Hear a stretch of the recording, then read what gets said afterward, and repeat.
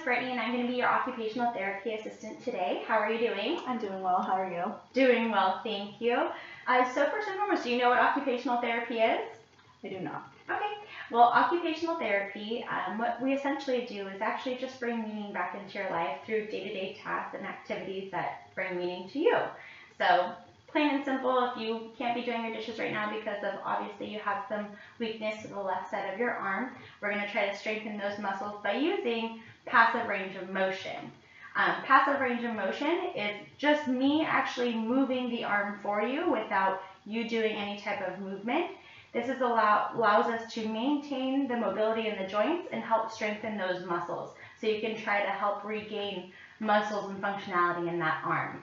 Okay. Does that sound good? Yes. Good. So today we're going to be filming you because we're trying to send this video home with you so that your parents or whoever is going to be with you that takes care of you can assist you in doing this passive range of motion so it can help you heal quicker. Okay. Okay? So first thing I want to go ahead and explain is we're going to be doing passive range of motion in all the different joints in your left side, starting with the shoulder, working our way down to the elbow, then to your wrist, and then even to your fingertips. But I'll be explaining everything on my way through, and then if at any point you're uncomfortable or anything, please let me know, okay? Okay. All right. So the first thing we're going to start off with is shoulder flexion and extension. I'm going to go ahead and put my stabilizing hand just right up here at the shoulder joint. And the next hand is just going to be right at your tricep here. And all I'm going to be doing is bringing your arm straight up to the ceiling, okay? Okay. So we're going to go ahead and begin. So going up into shoulder flexion, nice and slow. Is that feeling okay? Yes. Very good, okay. Excellent. And we're going to go back down. And we're going to do this one more time. All the way down to the side. And then back up. Very good. No pain or discomfort? No. Good. All right, now we're going to go into shoulder extension. I'm just going to bring the arm back. Any pain or discomfort? No. Good. Back to center. And then once again, back for shoulder extension. Very good.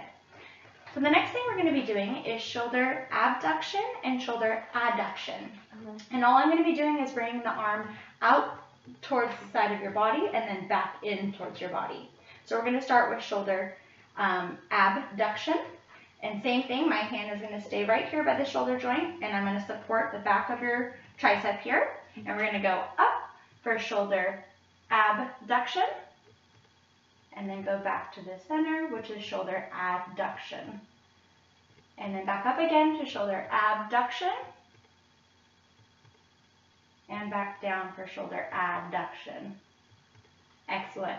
Our next movement we're going to be doing is shoulder horizontal abduction and horizontal adduction. Sounds very confusing with all these terms, but all you have to remember is the movements is going in, out, and I'll give you charts later too to take home. Okay. And that's why we made this video.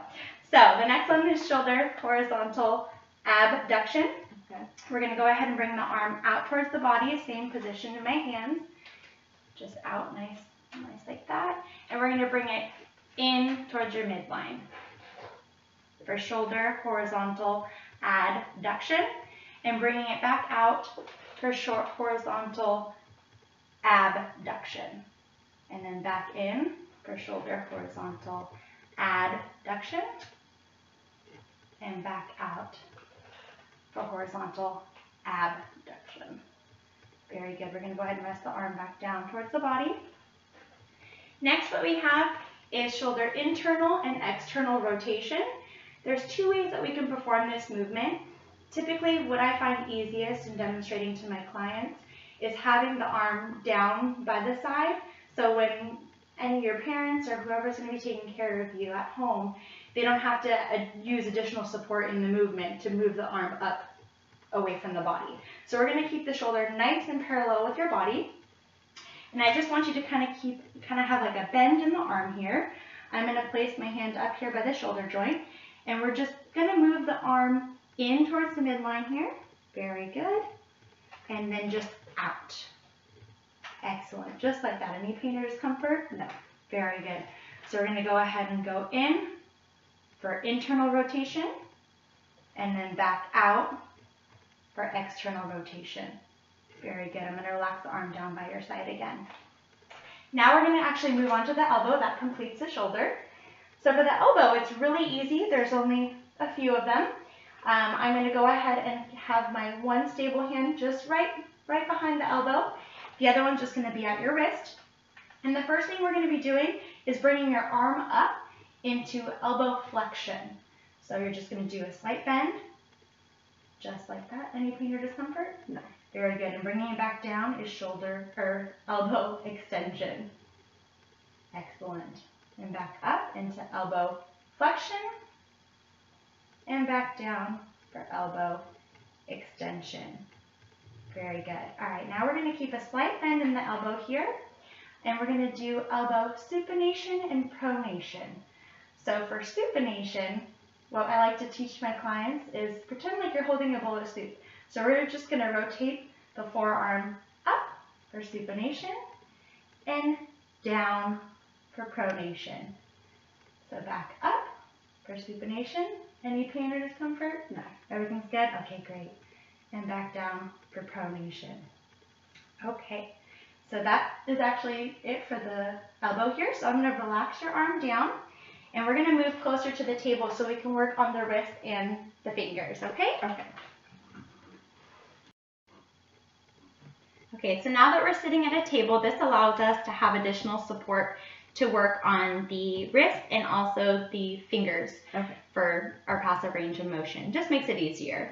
So the first thing we're going to be starting off with is your wrist. I'm going to go ahead and lift your arm up here, and I'm just going to support it at the forearm and then also at your fingers. So first we're going to start with wrist flexion. So you're just going to go ahead and we're going to move the hand completely down. Any pain or discomfort? No. Very good. And then we're going to go back up into extension. Any pain or discomfort there? Excellent. And one more time. Wrist flexion. And then wrist extension. Very good. So the next one we're going to be doing with the wrist is radial deviation and ulnar deviation. All that really means is moving the wrist side to side. So I'm going to go ahead and start with radial deviation. That's bringing the wrist inward towards your body. Okay. So we're just going to go in. Is that comfortable? Yes. Very good. And then back out. And then we're going to go back in for radial deviation and back to neutral. Now for ulnar deviation, we go the opposite direction, so just away. So we're going to go out, ulnar deviation, back to neutral, and back out for ulnar deviation. And back to neutral. Excellent. Now we can go ahead and relax down. We're going to move on to the fingers. So first we're going to start off with all the metacarpals, and we're just going to do a full extension of your fingers.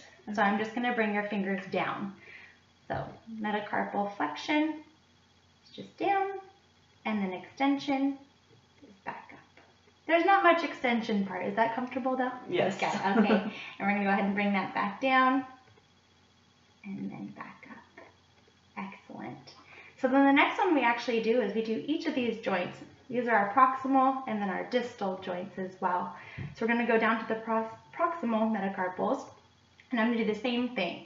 Just a slight bend, and then back out. Still comfortable? Yes. Excellent.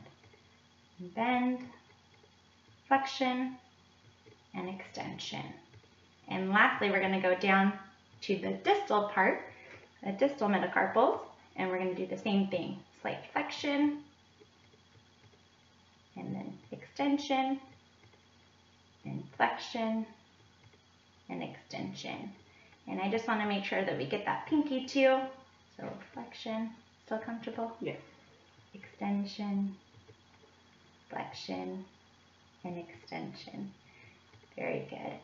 Now for all the fingers, we actually do abduction and adduction.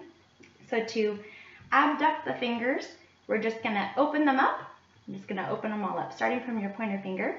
So abduction, and they're abducting. Very good. Excellent. And then for adduction, we just bring the fingers all together. So we'll do that again. Abduction, of the fingers and adduction of the fingers. Everything's comfortable? Yes. Very good. Now moving on to the thumb. We have several different motions for the thumb. First, I like to start with the hand just face down here. And all we're going to be doing is abducting and adducting the thumb. So we're going to bring it in for abduction, adduction, and bringing it out for abduction. Is that comfortable? Yes. One more time. In for adduction and out for abduction. And we can also move the hand placement to be up into like what we call a palmer. So this is kind of like a thumbs up, but bringing the thumb up into abduction and back down to adduction. Those all comfortable for you? Yes. Very good. So that actually completes all of our joints. Do you have any questions for me or anything? No, I'm all set. Thank you. Okay, great. So we have this video here, but I'm also going to give you a few charts as well for your family members. And then I hope to see you again tomorrow. Okay, great. Thank you so much. You're welcome.